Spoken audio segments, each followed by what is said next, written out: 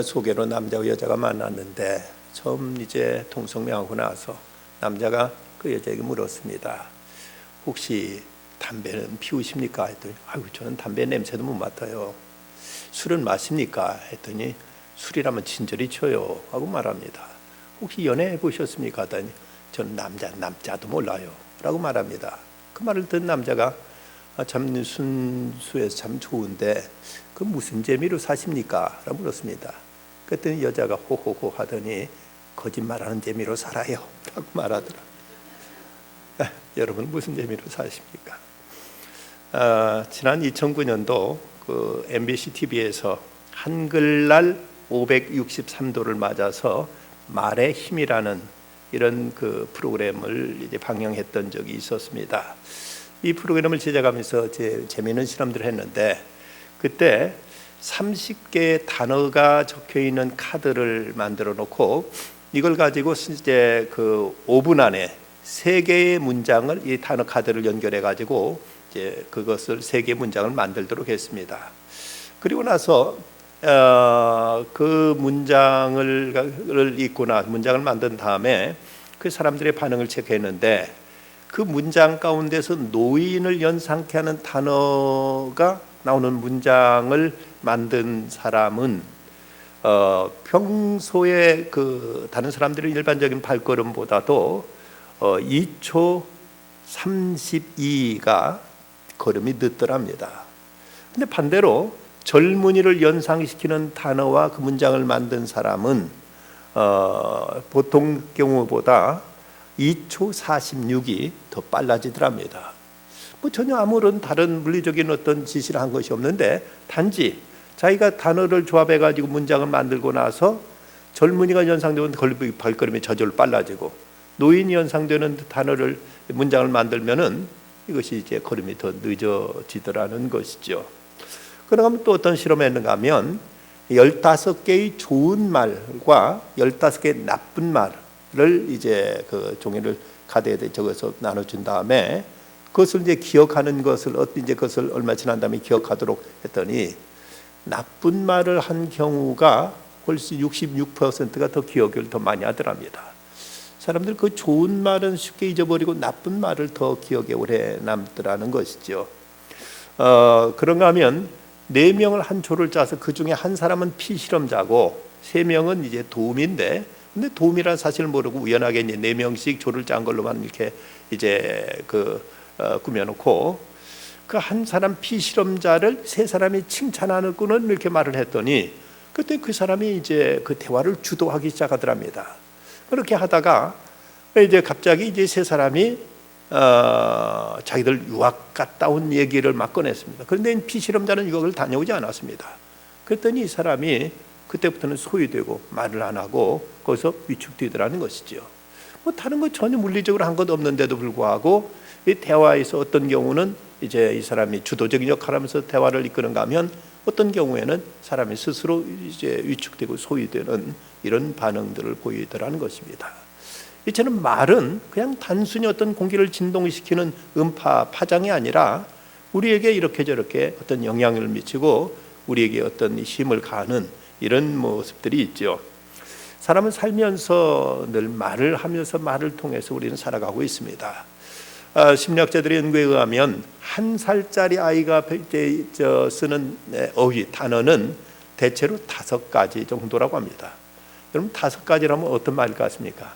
아마도 여기 뭐 거기는 전혀 안 나와요. 생각해보면 엄마, 아빠, 할매, 할비 뭐 그 정도에다가 하나 더 맘마 그 정도 아닐까 뭐 그렇게 추측되는데 되게 2음절밖에 안 되죠. 3음절도 이제 1살 때는 잘 나오지 않은데 2살 때는 그런데 이제 260개 단어, 3살 때는 800개 단어, 5살 때는 2000개 단어가 나온다고 합니다. 남자들 하루에 쓰는 그 단어가 약 25,000개, 여자는 한 3만 개 정도 단어를 사용한다고 하죠. 1년간 자신이 사용한 단어를 책으로 펴내면 400페이지짜리 책 132권을 출판할 수 있다고 합니다. 132권을 만들 수 있다니 얼마나 사람들이 말을 많이 하는가. 그런가 하면 사람들이 그 일생 동안 살아가면서 한 말들을 그 시간을 전부 다 모아놓으면은 13년 동안 말만 계속한 그런 시간이 된다고 이런 이제 조사도 이제 밝힌 바가 있습니다.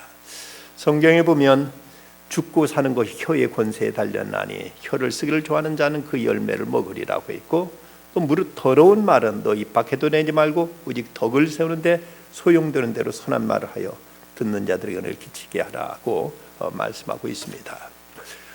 우리가 쓰는 그 말은 대체로 세 가지 기능이 있다고 합니다. 하나는 정보 전달의 기능, 우리가 알고 있는 지식을 다른 사람에게 전하게 되는 이런 정보 전달의 기능이 있는가 하면, 또한 감정 표현의 기능, 내가 마음이 울적하다, 기쁘다, 즐겁다 하는 내 감정을 나타내는가 하면, 또 하나는 지시적인 기능, 이렇게 하시오, 저렇게 하시오, 이렇게 해라, 저렇게 하라는 이런 어떤 그 지시적인 이런 기능을 이제 언어가 가지고 있다고 이제 이렇게들 분석하고 있습니다. 오늘 말씀을 통해서 사도 야고보는 먼저는 우리의 혀를 길들이기가 그렇게 어렵다는 사실을 먼저 지적하고 있습니다. 말씀 7절과 8절 말씀, 여러 종류의 짐승과 새와 벌레와 바다의 식물은 다 사람을 길들일 수 있고 길들여 왔거니와 혀는 능히 길들일 사람이 없나니 쉬지 아니하는 악이요 죽이는 독이 가득한 것이라. 여러분 서커스에 보면 호랑이도 길들이고 코끼리도 길들이고 곰도 길들이고 많은 그 길들이는 것에서 사람이 시키는 대로 그렇게 이제 고분고분하는 모습을 보게 됩니다. 심지어 새도 길들이고 때로는 무슨 물고기도 길들이고 또 돌고래도 길들이고 이런 모습 보면 어쩌면 그 짐승들이 이렇게 사람이 시키는 대로 그렇게 잘 따라 살까? 이렇게 된다면 하나님께서 만물을 다스리는 이런 권세를 인간에게 허락하셨기 때문입니다. 창세기는 말씀, 하나님이 그들에게 복을 주시며 그들에게 이르시되 생육하고 번성해 땅에 충만하라, 땅을 정복하라, 바다의 고기와 공중의 새와 땅에 움직이는 모든 생물을 다스리라고 이렇게 말씀하십니다. 그래서 하나님이 인간에게 이런 세상 만물을 다스릴 수 있는 이런 권한과 이런 이제 지위를 허락하셨기 때문에 그렇게 덩치가 큰 코끼리도 그리고 그토록 사나운 호랑이나 곰 같은 동물도 사람이 저들 길들여 가지고 고분고분 사람 말을 듣게 이렇게 되어 있습니다. 이렇게 많은 짐승들은 잘 길들이는데 정작 자기의 새치 혀는 길들이지 못하는 것이 인간의 불행이고 한계고 인간의 이 때문에 얼마나 많은 일들을 이제 많은 불행을 스스로 자초하는지 모릅니다. 어떤 권사님이 집에 앵무새 구간조를 키우는데 목사님이 신방 갔더니 그 구간조에 두 다리 양쪽에 끈이 이제 매겼는데 목사님 보세요 하더니 오른쪽 발에 이제 묶어놓은 끈을 살짝 당기니까 그 구간조가 주기도문 다 외더랍니다. 그런데 이제 왼쪽 발을 이렇게 당기니까 사도신경을 외더라는 거죠. 그걸 뭐 너무 신기해가지고 목사님, 그러면은 두 줄 한꺼번에 당기면 어떻게 됩니까? 그랬더니 구간조가 말하기를, 그러면 넘어지지 바보야. 이 구간조가 말을 듣고 생각하지도 않은 모양입니다.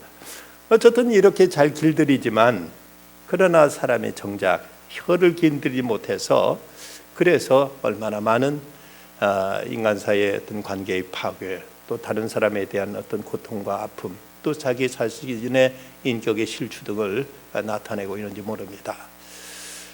어떤 그 자극에 대한 거기에 대한 그 반사되는 반응, 이것이 이제 동물과 사람이 다른 것은 동물은 어떤 자극을 줬을 때 거기에 대해서 반응, 어떤 번째 그것의 반사적인 행동을 하게 됩니다. 그걸 영어로 리액션이라고 말하죠. 어떤 자극을 줬을 때 거기에 대해서 이제 나타내는 그 반응을 리액션이라고 말한다면, 사람은 어떤 자극이나 뭐 어떤 지시가 줬을 때 나타내는 반응을 이것을 리액션이라고 보다는 리스판스, 응답이라고 이렇게 표현할 수 있습니다. 이 반응이라는 것은 하나의 어떤 그냥 동물적인 그냥 어떤 이제 기계적인 이제 반응인 것이죠. 그렇지만 응답, 리스판스란 말은 거기에 대해서 생각하고 거기에 대해서 인격적으로 나타내는 행동을 이제 리스판스라고 이렇게 말할 수 있습니다.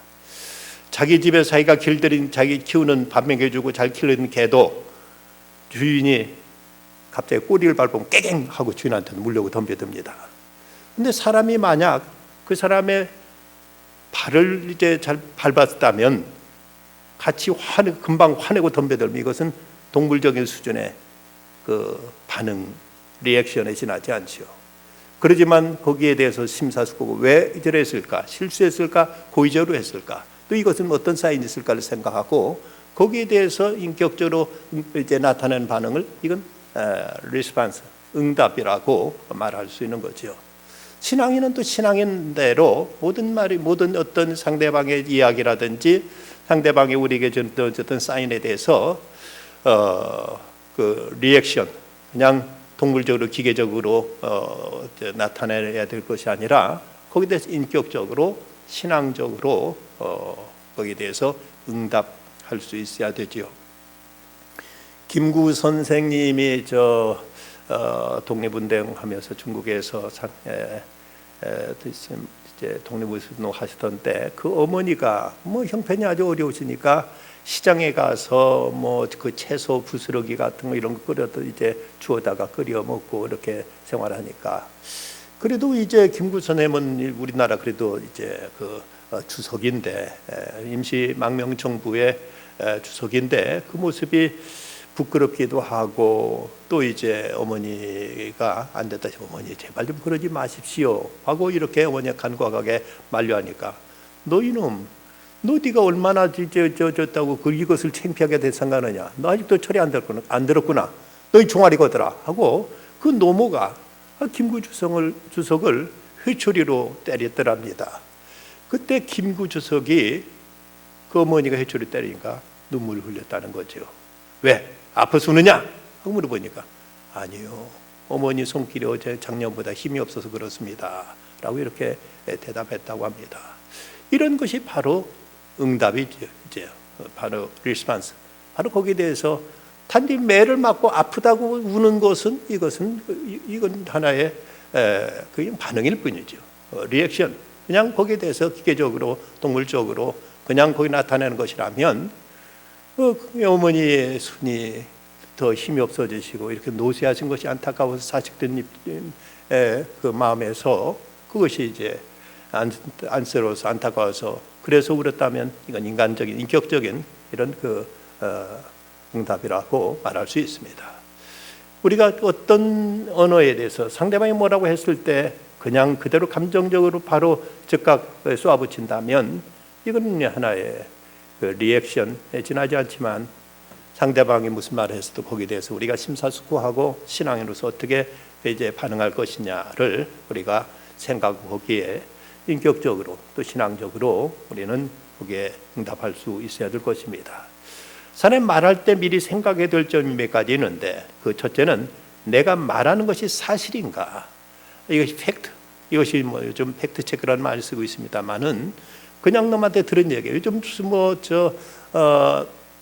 유튜브니 뭐 이런 데서 별 이제 그 가짜 뉴스들이 많이 쏟아지고 있는데 그거 핑계대고 무조건 우리가 옮겨서는 이건 이제 잘못이죠. 설교 준비를 하면서 때로는 이것이 사실인가 좀 많이 저는 고심하고 나름대로는 준비합니다.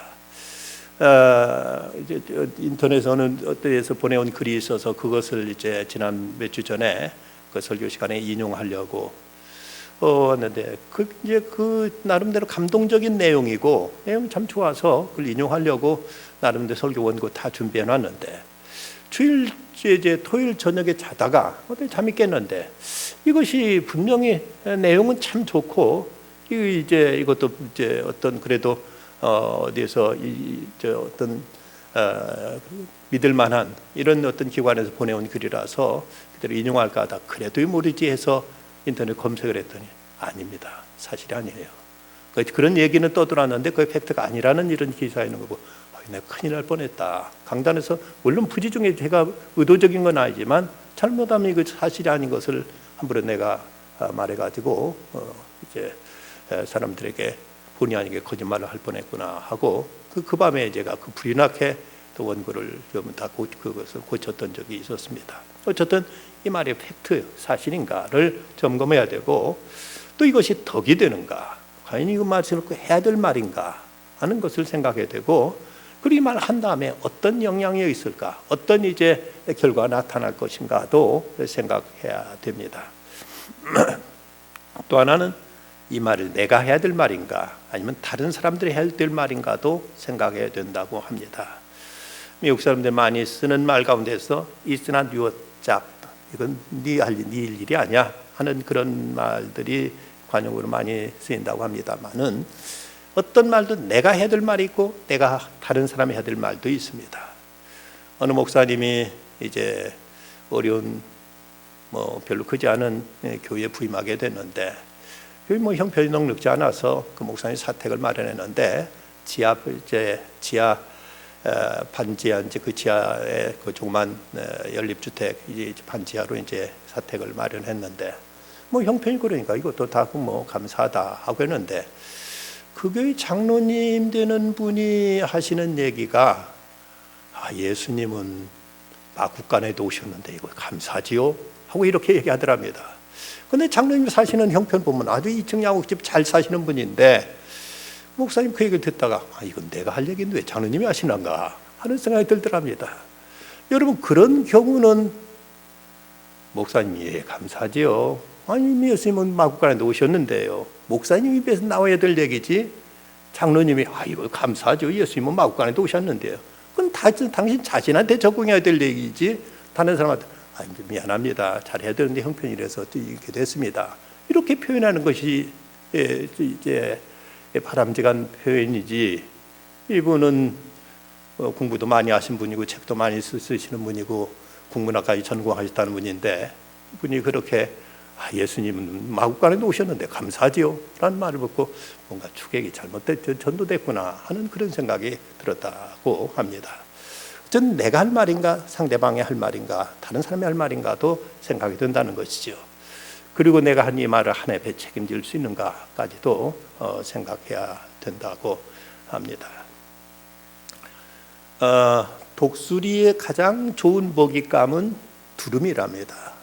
왜 두루미를 독수리가 그렇게 좋은 먹잇감 삼느냐 하면, 두루미는 그 날아가면서 꽥꽥 소리를 지른다는 거죠. 그러니까 독수리가 금방 그 소리를 알아듣고 날아가서 독수리를 잡아채서 먹이로 삼는데, 그런데 이 독수리 가운데서도 이제 그 노련해지면 하늘을 날아갈 때 미리 돌멩이를 하나 주워서 입속에 물고는 날아간다고 합니다. 그러면 소리를 안 내기 때문에 독수리한테 들킬 일이 없다는 것이죠. 성도들도 믿음이 성숙해지면 할 말을 해야 될 것인가 안 해야 될 것인가를 생각하고 미리 입을 다물 줄 아는 그런 이제 신앙의 격이 깊어지게 되는 것입니다.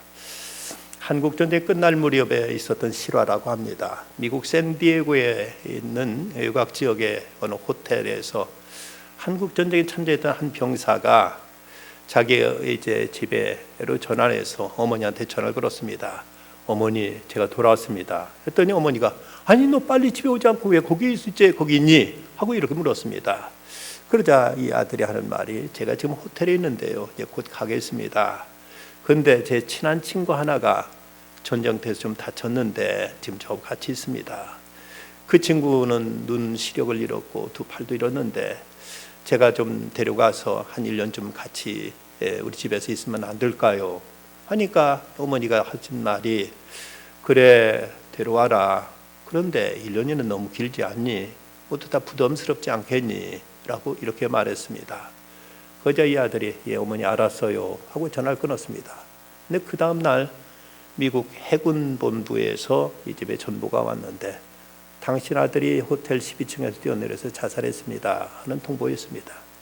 알고 보니까 그 아들이 시력을 잃고 팔을 잃은 상이 형사였는데, 내가 이 몸으로 집에 가면 가족들이 나를 반겨줄 것인가, 나를 부담스러워할 것인가를 알아보기 위해서 자기 친구라고 얘기하고 1년 동안 같이 있어도 되겠습니까? 했더니 1년이나 같이 있자면 부담스럽지 않겠니? 하는 소리에 이 아들은 그대로 호텔에서 떨어져서 자살했다고 합니다.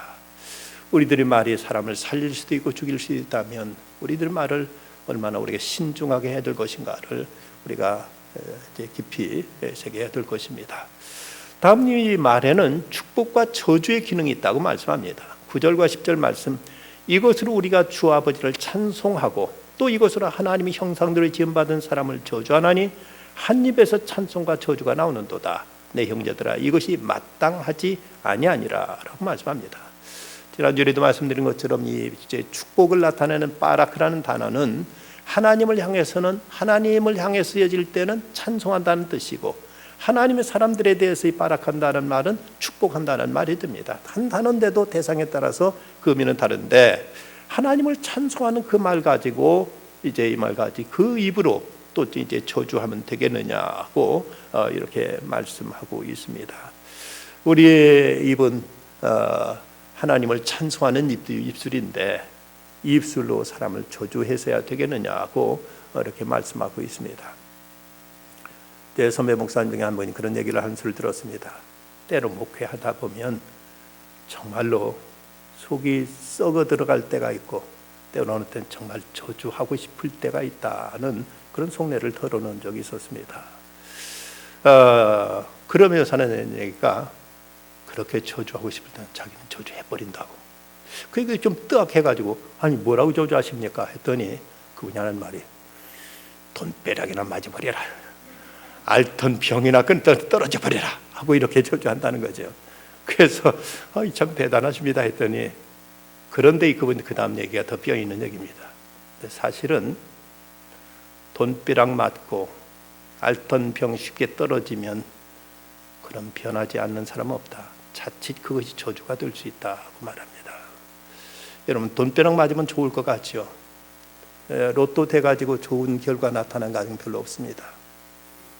우리가 앓던 병 떨어지나부터는 신앙도 해이해지고 오히려 더 잘못되는 길로 빠지는 경우들도 많습니다. 물론 그 말 자체가 어떤 그 말 자체는 축복이 될 수도 있지만 때로는 저주가 될 수도 있다는 얘기죠.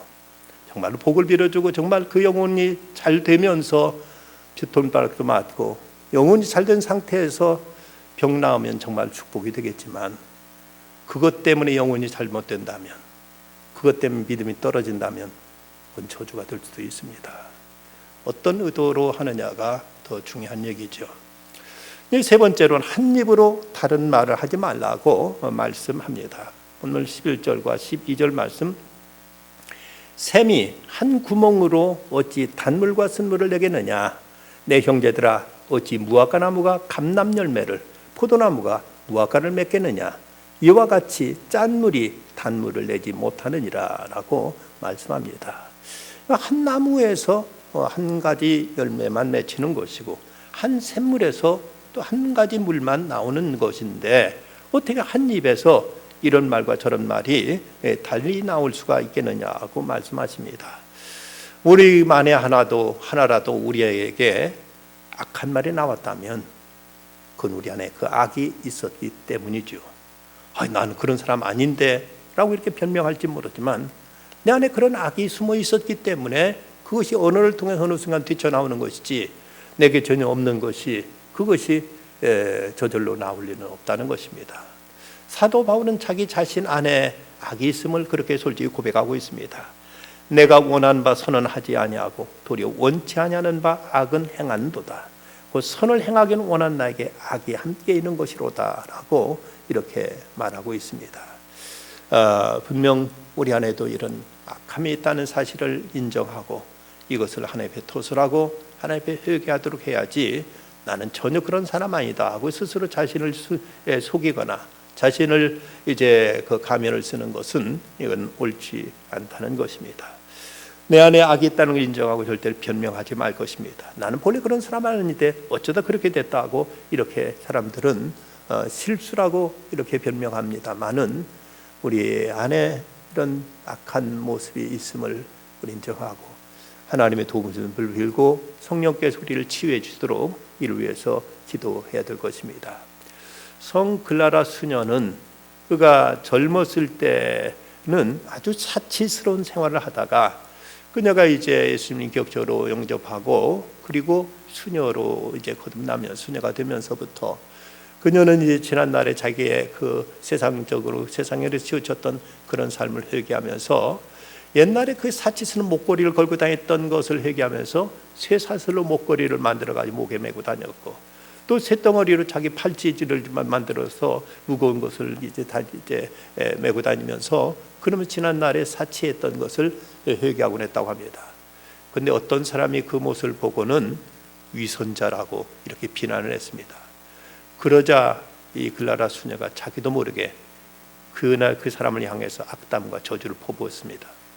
그리고 나서는 얼마나 하나님 앞에 자신이 얼마나 아직도 옛날에 그 세상적인 이런 인간적인 이런 감정에 남아서 이렇게 함부로 내 입에서 욕을 했다는 생각에 바늘을 가지고 자기 혀를 찔러서 며칠 동안 말도 못하게 되는 그 고통을 겪었다고 합니다.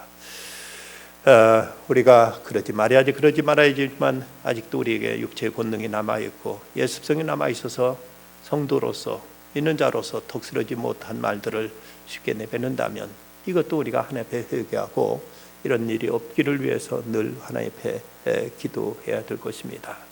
사람이 다른 사람을 중상하게 되면 세 사람이 해를 받는다고 합니다.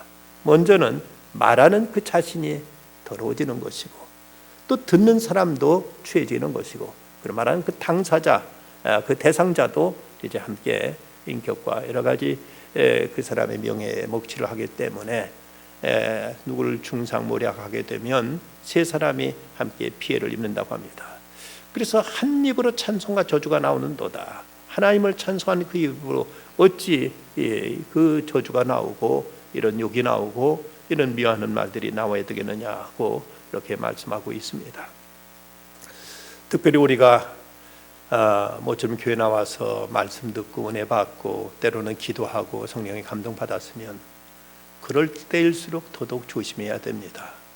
자칫 마귀는 우리들이 은혜를 쏟아버리기 위해서 이럴 때일수록 더 우리를 시험하고, 이럴 때일수록 아무것도 아닌데 화나게 만들고, 또 이제 집에 가서 또 아이들한테 야단치고 막 때로는 고함 지르고 해서 아이들이 아이고 뭐 우리 엄마 우리 아빠 뭐 교회 가야서 다 헛거야 이렇게 맨날 야단치고 나쁜 소리만 하고 헛거라고.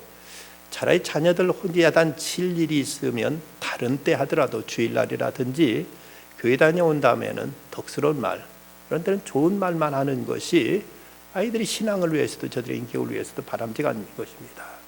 교회는 가서 은혜는 받았다고 하면서, 그러면서 이제 교회 갔다 오자마자 막 고함 지르고 소리 지르고 한다면 아이들이 느끼기에 저거 은혜 받은 것이 뭔가, 교회 다닌다는 게 뭔가, 아이들의 어떤 신앙 그 자체에 대해서 어떤 이제 회의를 하게 될 것이고, 거기에 대해서 어떤 이제 전혀 그 좋은 면을 깨닫지 못하게 될 것입니다. 그래서 할 수 있는 대로 우리가 하나님 앞에 나와 예배드리고, 그리고 우리가 하나님 앞에 깊은 은혜를 체험했으면 이걸 쏟지 않도록, 그걸 쏟는 것이 우리 입을 통해서 쏟아버리기가 쉽기 때문에 이럴 때일수록 우리가 더욱 삼가 조심해야 될 것입니다.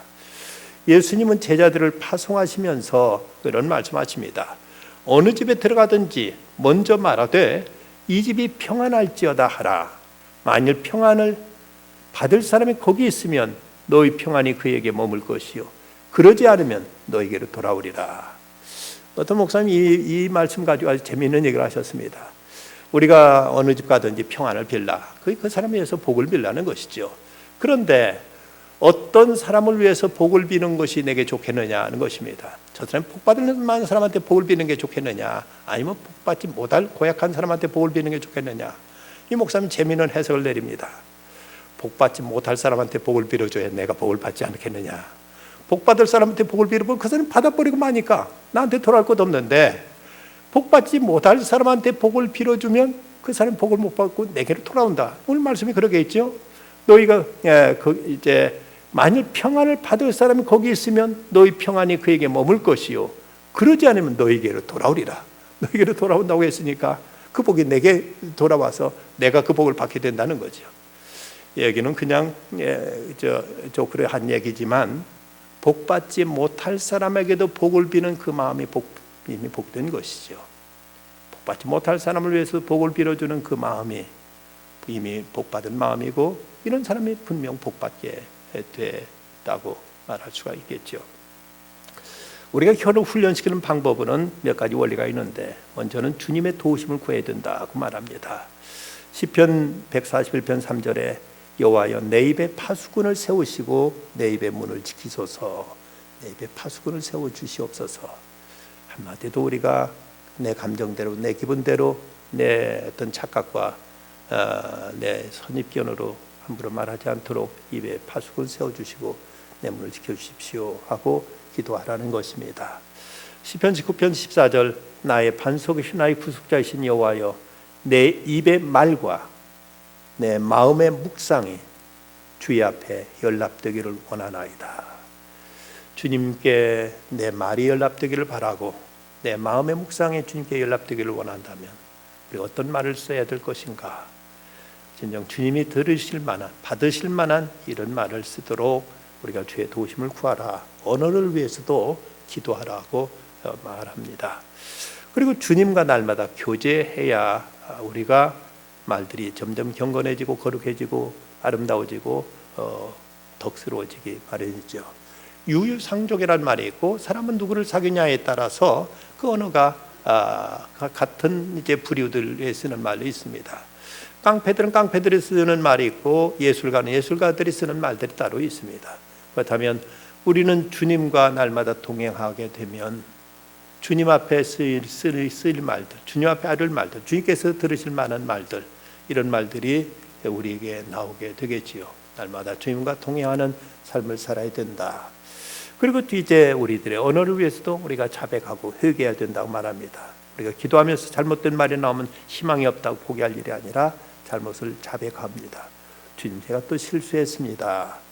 주님의 피로 제 혀를 깨끗이 씻어주십시오. 제 입술을 씻어주십시오 하고 구체적으로 주님 앞에 우리들의 잘못된 언어를 회개하고 주님 앞에 고백하고 주의 도우심을 구해야 된다고 합니다.